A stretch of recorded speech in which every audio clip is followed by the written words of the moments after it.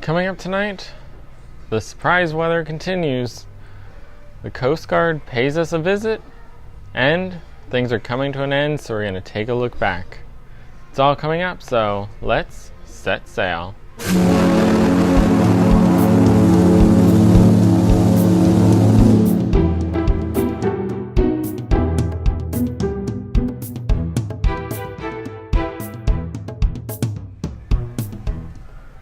Welcome to day number 9 of the cruise view from onboard the Anthem of the Seas.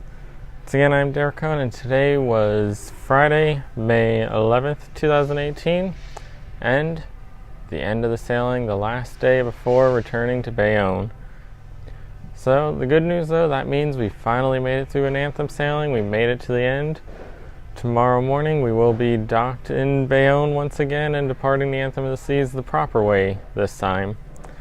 But unfortunately, with this sailing coming to a close, we have also had several more medical incidents and other little issues that have popped up over the past roughly 72 hours. At this point, there were about 5 different medical incidents that have happened over the past couple days, and most of them are pretty much unusual oddities. One of them's a little bit ironic. So yesterday, of course, I did mention that juggler Mike Price was performing in 270 because that one aerialist was injured and Spectre's Cabaret had to be canceled. Well, he actually fell off the stage apparently after I left. They turned the lights down to give a little extra emphasis on one of his juggling tricks, and he was on his unicycle and accidentally went right off the edge of one of the elevated sections of the 270 stage.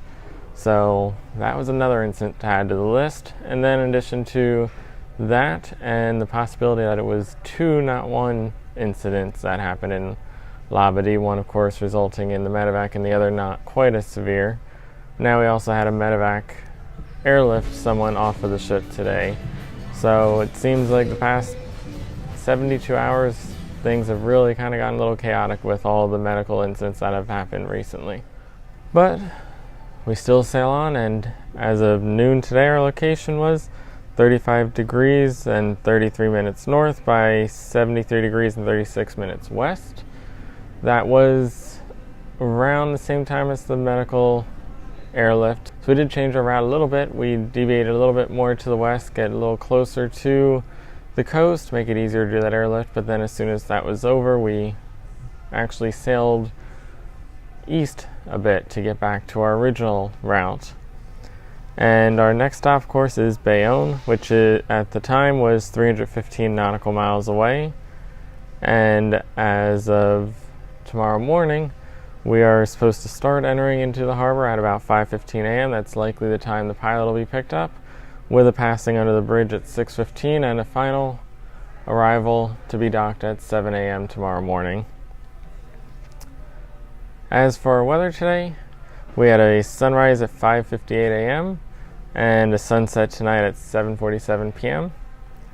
The temperatures today were all over the place. We are back up north, but if you woke up this morning, you would have wondered if we went the wrong way, because it certainly did not feel like it. We had temperatures in the upper 70s. We had clear blue skies, just a moderate little breeze out there, and pretty calm seas. It was the most perfect morning, and it stayed that way most of the day. In the afternoon, when we were doing that medical airlift, the seas got a bit choppier. Some of that seemed to have to do with the fact that we changed our route a little bit. Possibly the way that we're hitting the waves changed, as well as the fact that we went into an area that we were not sailing into previously. But we did get a little bit of rough seas at that point. But then once we got back to our normal route, this afternoon, or actually evening, the seas were completely calm, perfectly smooth, mirror-like finish out there. But at the same time, the temperatures dropped drastically. Within about an hour or two, we went from 70s down to the 60s, and right now we're in the 50s, so certainly not the same conditions we had this morning or, of course, yesterday. So today we are finally making it back to the northeast and to the weather you normally expect when you sail out of the northeast.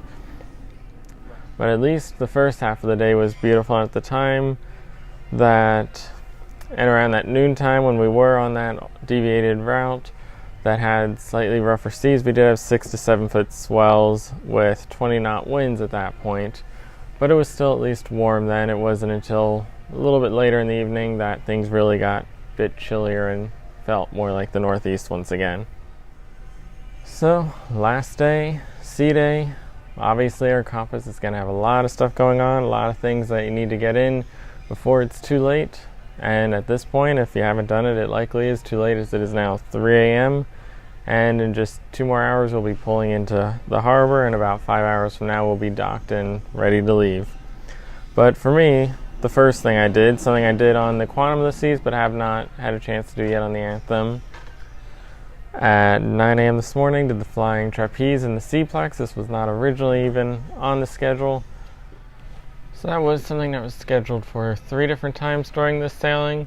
As we learned the other day, they schedule things like the trapeze for times that are typically not the most accommodating for people, in order to naturally just eliminate a little bit of the demand and help make it more manageable loads that are out there. And as a result, I think a lot of people did not get to try it. Either way, somehow they found out people wanted it some more, and they added it to today. It showed up on the compass last night, the Royal IQ app, and yesterday morning when I looked at the TV, it did not list it, but this morning when we looked, it was listed on the TVs and the Seaplex as having a 4th day in session that you could sign up for.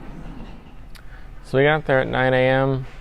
The time was 9 to 12, and we got signed up for the very first group that went out. They do them in 30-minute blocks. If they fill all the available slots in the session that's coming up next, they'll bump you to the next time slot and keep going as is until they're out of all slots for the day. So if you are looking to do the trapeze, it is important that you go at the beginning of that time frame, as it might still be an hour or so before the actual time period's over, but they might have filled all those slots long before you ever even got there. So always try to sign up right away, and if you do want a later slot, you can always sign up and ask for that later slot, and they will give it to you even if it is not the next available slot. And keep forward, backwards, forward, let's go. So that was 9 a.m., took almost to 10 a.m.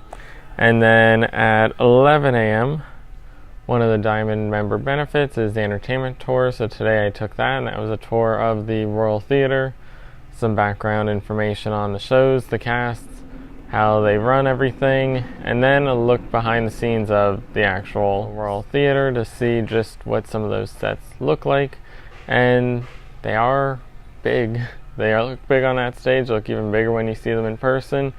And the more interesting thing is that when you see them in person, it's amazing just how much detail is put into every one of those sets. The tiniest little nuances are set just in the right way to make it look appropriately. The little accent details that they tried to put into all these different sets and costumes, it really is incredible the amount of detail that goes into everything, and most of it you don't see until you get up close like that. And then 1 o'clock today was the captain's corner, but 1:30 was the medical evacuation today, and unfortunately the helicopter got there a little bit earlier, just before 1 o'clock, so it actually occurred about 12:55 till about 1:10 today. And you could see that from the top deck. They basically cleared all the chairs out of the port side aft area of deck number 15, where the jogging track goes around the flow rider, and the entire back part of the ship beyond the Seaplex was closed for that period.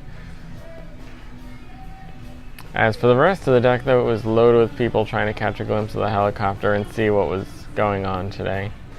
But once that was done, I did make my way over to the captain's corner.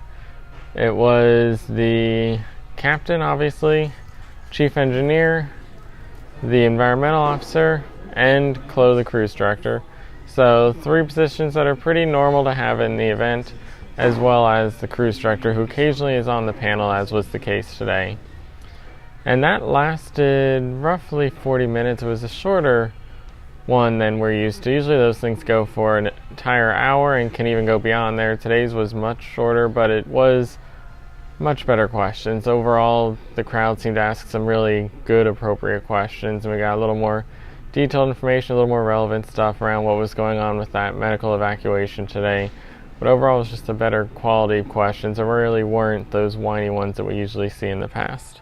Then at 5:30, of course, was the final dinner of the sailing, the 9th menu for us. And to kick things off, started off with a round of the chilled strawberry bisque soup that was on the menu yesterday.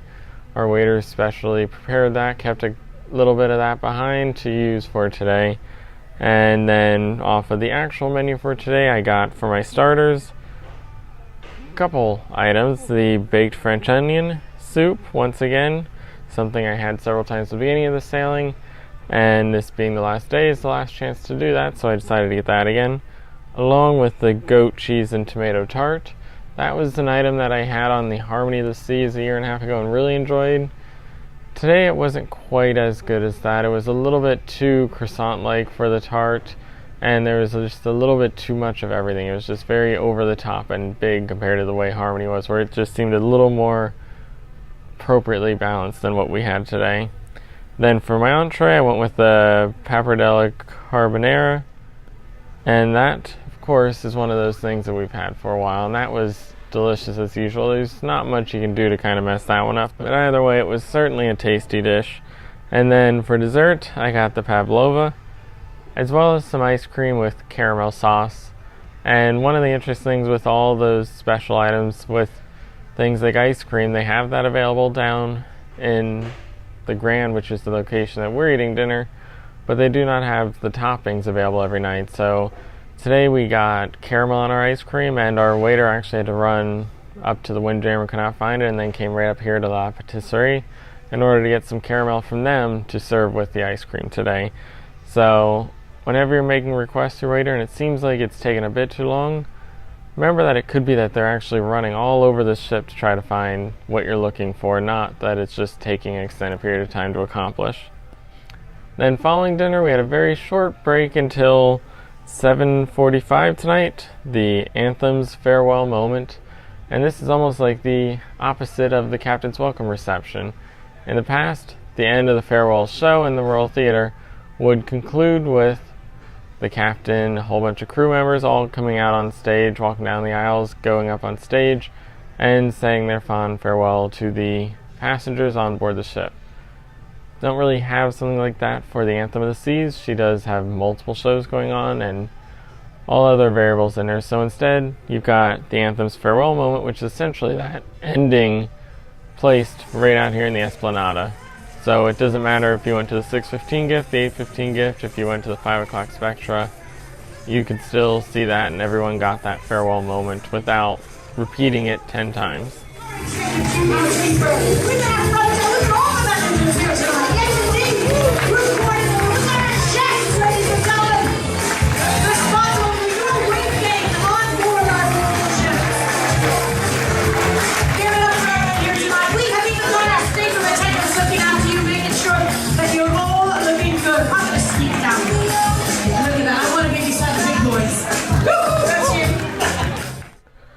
Then following the farewell moment, I went straight to the Royal Theatre to see my actual reservation showing of The Gift.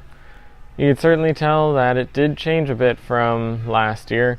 The biggest change was the opening scene, where they really gave a background of what the story was about, a little more detail to go off of, and that certainly seemed to help a lot of people compared to last year, where the only actual dialogue in that opening scene was jokes around the fact that people record everything, whereas this year it was setting up the entire show and really helped break down some of those barriers that existed for people.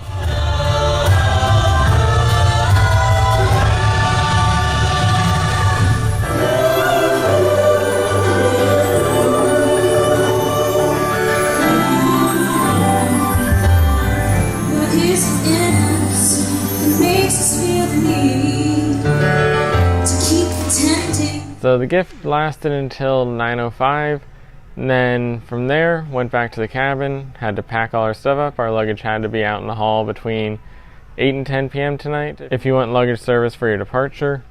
And we had roughly an hour then break in there to get all of our packing done before 10:30 tonight. Over in 270, an entire event around one Vistarama. Celebrate with our Vistarama countdown with the world's most expensive virtual fireworks experience. long name to basically say the Firework Vistarama. That is a Vistarama Nick Weir promoted a little while back. I think it was when the Ovation set sail, that they had specially created for the Ovation to basically be used for the Chinese New Year's, to help give them something a little more culturally appropriate to show in there during those days. And now, of course, just like everything else Quantum class does, it is shared between the entire fleet, which means the Anthem has it. She can use it if she wants, and today she chose to use it as kind of a farewell fireworks show. Here we go.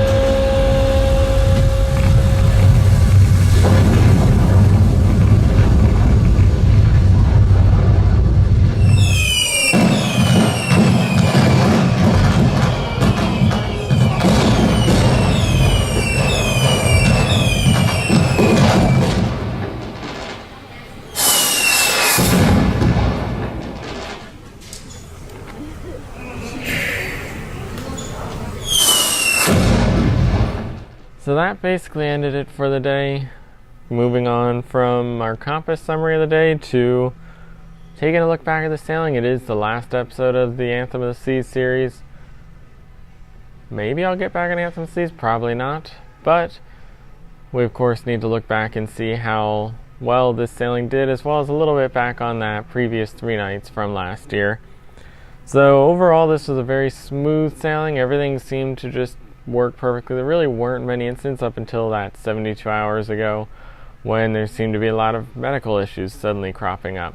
But for those first 7 days, it was just smooth sailing, not a whole lot to worry about it going, not a whole lot in this venue. Then as for the food, of course, for the most part, they overcame a lot of the issues of the past, issues not just for Anthem, but for Harmony of the Seas and other ships. Biggest one, the Windjammer. Much better Windjammer than the past ones. Much more in line with what it should always be.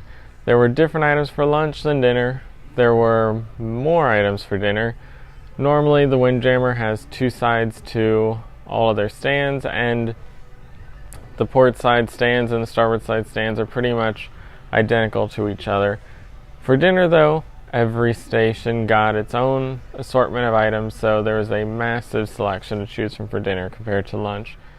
And of course, dinner often has a little more of a formalized mentality around it, and that is included in the Windjammer. Things like the salads are in nice little pre-made cups. All the things that we saw last year where the food is just presented more elegantly and appropriately than just a massive buffet. Then going down to the main dining rooms, Chic, the Grand, American Icon, Silk. For us, over in the Grand, our waitstaff was absolutely incredible, as I mentioned before, continuously going above and beyond to get us items that we want or he believes we would want, taking care of things where there wasn't any options on the menu and ensuring we had something to eat for the day without having to go somewhere else to get it. So he really stepped up and took care of everything, and I was surprised how much they were able to do on demand for us in terms of cooking, because that was certainly necessary to counter the new menus, which really are lacking in options at the moment. And as is often the case, following food comes the entertainment, and while I don't quite think the Anthem is an original Quantum, she is certainly a very powerful ship when it comes to entertainment. She has, of course, the 270 cast with Spectrus Cabaret. You've got We Will Rock You and The Gift over in the Royal Theatre cast. And even with 2 entertainment casts on board for the Royal Theatre, which is a very unusual thing to have, everything ran smoothly. The shows were incredible. Even The Gift, in its first runs, still spot on, perfect. Then the weather, the biggest factor in what you can and cannot do at any given moment during a cruise, actually cooperated with us this whole sailing. Just kept getting more beautiful, smoother seas, calmer winds all the way through this route, pretty much until today when it suddenly became the northeast again, about where we would have passed Baltimore on a map. Then of course the Anthem of the Seas is Quantum class, the smart ships of the seas, and that means a lot of technology, something that really kind of crashed and burned on the Quantum of the Seas and struggled on the Harmony of the Seas. With the Anthem, it's all flowing smoothly, everything is completely under control. The WOW bands worked every single time I used it. Never had a single time where the WOW band did not work, which is completely night and day compared to any other sailing, where it almost always fails within a few minutes of getting it. The only downside with the technology really was in the Roll IQ app. It once again just is not very usable. It is not accurate enough, and it is so clunky you're better off with a paper still. But there is a new version of the Royal Caribbean app coming, so Roll IQ will be going away shortly. And then finally, of course, we also had that burial at sea on day number 4, which we got the help of the guest services department, the shoreside, and Royal Caribbean just across the board really stepped up to try and ensure that this sailing was special, that everything was perfect and taken care of as it needed to be. But looking ahead to tomorrow then, tomorrow, as I mentioned before, 5:15, we should start to make our way into New York Harbor. 6:15, we'll see that bridge and sail right underneath it.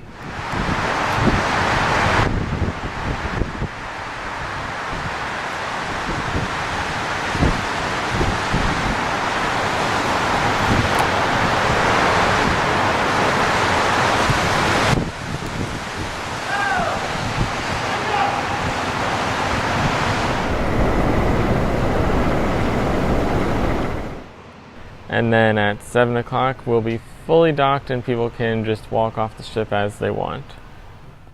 So to wrap the sailing up, we really need to look back a little bit on the days. So of course, the sailing was the 9-night Bermuda and Caribbean sailing, starting out from Bayonne on May 3rd, having a day at sea, followed by Kings Wharf, Bermuda, another day at sea, St. Martin, Puerto Rico, Labadee, another day at sea, and finally today another day at sea before we arrive in Bayonne tomorrow. But that is the end of this sailing, but as is hopefully always the case, when one sailing ends, there's already another one waiting in the future to replace it. And in this case, there's actually 3 sailings currently out there. For the first time, the CruiseView is leaving the comforts of Royal Caribbean to venture out into another cruise line, as I'll be sailing on the brand new MSC Seaside, the newest ship from MSC Cruises, and the one that they're really kind of pitching as the Royal Caribbean killer. It's supposed to be marketed to go head-on with this beautiful ship, the Anthem of the Seas, and really try and drive the market to go to them rather than them go to the market. The main downside, though, is that there's not a whole lot of individualism to the itineraries that are available. So while we just did, as I mentioned, Bermuda, St. Martin, Puerto Rico, and Labadee, when we're on the seaside, we'll be doing Puerto Rico, St. Thomas, and St. Martin. And then, just in case, that is immediately followed up as a back-to-back with Royal Caribbean's own Symphony of the Seas, the newest and largest ship to set sail just after it makes it to the U.S. And that one will be in a brand new Royal Caribbean terminal. MSC Seaside's in a brand new MSC terminal, so they're pretty much right next to each other, and we'll be able to just walk right from one terminal to the other when the time comes. For the Symphony of the Seas, that sailing is then from Miami to St. Martin, Puerto Rico, and Labadee. So like I said, pretty much identical itinerary for 3 different sailings. But that's not where things end. We're not done with the Quantum class. There is, of course, a 3rd Quantum class out there right now, the Ovation of the Seas. And she was built for the purpose of China, unlike the Quantum, which got retrofitted in that transatlantic and the process of moving over to there. The Ovation of the Seas came out of the shipyard ready to go to China, and that is where she's been ever since. But now they're moving things around a bit. Ovation is now dedicated to Australia and Alaska. So Alaska is now on the list of places a Quantum class ship can take you to. So that'll be in May of next year, and it is the special 11-night one, which is a repositioning from Vancouver to Seattle. So it's a bit longer, some more ports of call, should be much better, and more importantly, from the 7-night to the 11-night, one of the main differences is the inclusion of couple sea days at both the beginning and the end to give you a nice little relaxing sandwich around that itinerary. But that is May of 2019. We're still in 2018, so we got a bit more time to go before those sailings. That pretty much wraps it up for not just this episode of the CruiseView, but the entire sailing on board the Anthem of the Seas. Hopefully you've enjoyed it and you'll tune back in for the Seaside, the Symphony, and the Ovation next year. But for now, I am Derek Cohn. Thanks for watching and stay tuned for the links.